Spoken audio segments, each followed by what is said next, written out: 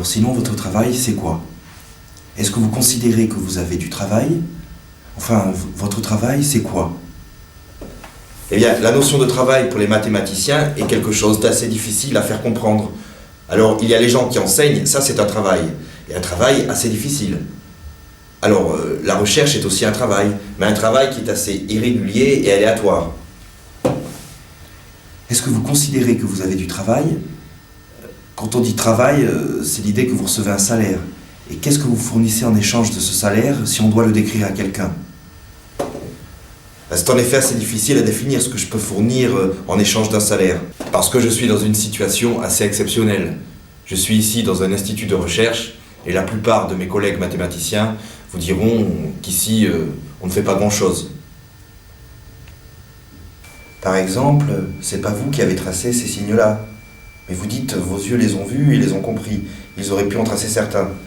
Essayons de prendre ça, si vous êtes d'accord, comme un moment de votre travail. Ce moment est de voir en quoi cela consiste. Bien là, il s'agissait en fait de comprendre un principe d'une des formules fondamentales de la mécanique quantique. Formule que je n'ai pas bien compris et que je ne comprends pas encore très bien. Donc j'ai demandé, comme on le fait souvent, à un collègue de me sortir ces formules. Mais quelles sont ces formules? Des formules comme « bonjour, comment vas-tu » Non, ce sont des formules connues comme E égale MC2, comme dit Einstein. Et si vous deviez décrire une formule, comment la décririez-vous, par exemple, à un enfant? Eh bien, la chose bizarre, c'est qu'une formule, pour la plupart des gens, comme pour les physiciens, est apparentée un peu à une formule magique. Comme pour la formule magique d'un magicien qui ferait sortir son lapin d'un chapeau. Et en physique, ces formules nous permettent d'assurer des liaisons complètement insoupçonnées. Et vous avez des exemples d'une formule qui permet de faire sortir une liaison? Oui, bien, il y a des formules tout à fait typiques, comme celle dont je vous ai parlé tout à l'heure, E égale MC2 d'Einstein. L'énergie d'un corps qui a une masse m est égale à m que multiplie le carré de la vitesse de la lumière. Voilà, ce sont des formules tout à fait typiques qui permettent d'assurer une liaison entre des concepts qui a priori sont tout à fait différents. Et ça peut s'appliquer à vous, par exemple? Ah non, ça ne s'applique pas à moi. Donc vous n'avez pas de masse m? Si, moi j'ai une masse m, même une masse un peu imposante.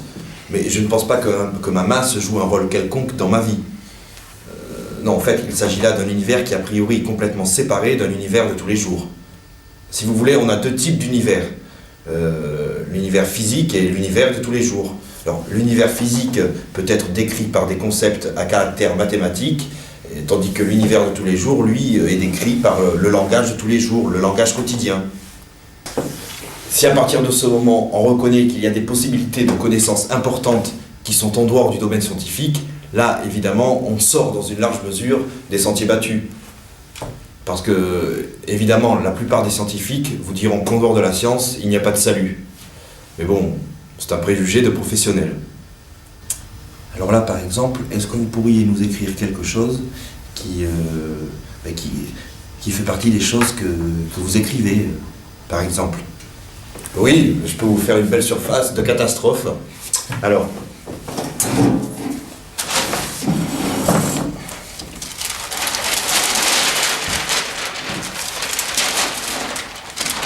voilà.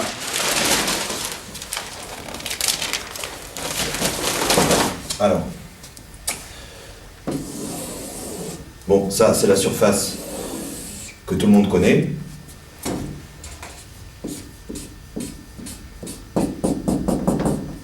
Donc, je le projette sur un plan. Voilà. Et là, on a la courbe du contour apparent.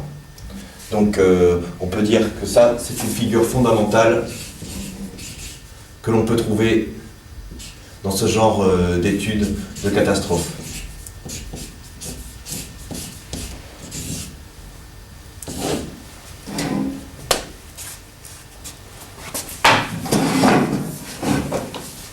Alors là, vous avez écrit, et pourtant vous n'avez pas pensé à vous comme un écrivain. Et il y a quelque chose, c'est que justement, dans un livre de mathématiques, enfin, des écrivains en général, ils utilisent des lettres, et les mathématiciens utilisent et des lettres et des chiffres. Et c'est mélangé. Et pourquoi vous écrivez des chiffres et vous écrivez des lettres? Ce qui est important, en fait, ce sont les symboles de l'algèbre. Le signe plus, le signe égal, en fait, ce ne sont pas des lettres au sens linguistique du terme. Le signe plus, Oui, mais vous écrivez plus X. et Zola, lui, il écrivait plus de pain ou moins d'argent. Oui, il y a certainement un rapport entre le plus symbolisé par la croix et le plus du langage ordinaire, très certainement. Mais disons qu'au niveau de l'écriture algébrique, il tend à s'estomper. Il faut beaucoup travailler pour le faire ressurgir. Donc là, vous avez dessiné une surface pliante, et puis en dessous, une espèce de... Enfin, que c'est ce que vous appelez, je n'ai pas retenu le nom, de catastrophe. Hein. Oui, c'est ça, la fronce. La fronce. Ce sont deux plis qui viennent mourir l'un sur l'autre. Oui. Deux plis qui viennent mourir l'un sur l'autre. Donc il y a un profond rapport avec la vie quotidienne. Ah oui, oui, oui, mais tout à fait. Tout à fait, c'est exactement ce que j'ai voulu démontrer dans cette théorie. Dans ce sens qu'il y a beaucoup de situations de la vie quotidienne qui sont gouvernées ou informées par des structures algébriques.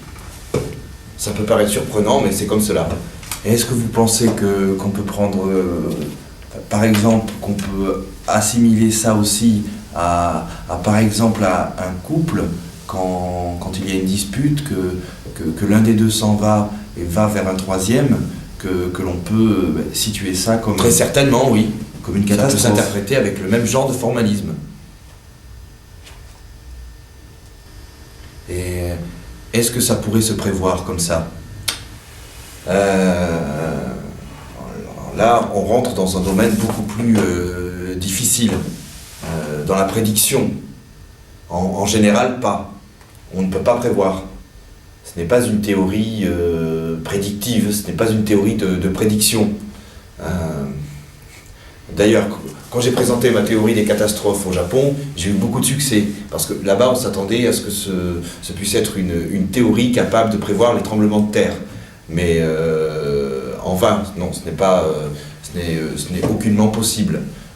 Il y a des méthodes. On peut prévoir les tremblements de terre, mais pas avec ce type de méthode-là, en aucun cas.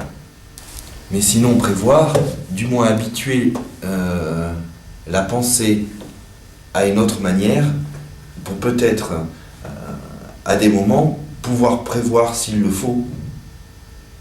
On ne sait même pas qu'on ne peut pas prévoir si on n'a pas été habitué à penser autrement. Peut-être, oui, oui. En tout cas, je pense que cette méthode-là a l'avantage, en effet, de penser autrement, de voir ces choses sous un autre aspect. Ça permet de se distancier de l'objet, de ne plus le concevoir immédiatement en tant qu'objet, mais de le voir en tant que forme géométrique. Il vous devient plus étranger et on peut, en quelque sorte, le manipuler plus aisément. On échappe à la force d'attraction de la sémantique, on remplace la sémantique par la géométrie. Et c'est quoi la sémantique? La sémantique, c'est la science c'est la science du sens, de la signification. Mais il y a plein de sens là-dedans. On voit des flèches qui vont dans tous les sens.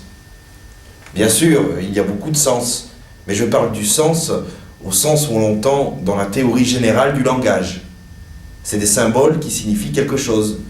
Alors, qu'est-ce qu'ils signifient? C'est précisément l'objet de la sémantique. Par exemple, ce modèle-là est particulièrement adéquat pour géométriser la notion de capture et la notion d'émission, qui est la notion un peu inverse, n'est-ce pas?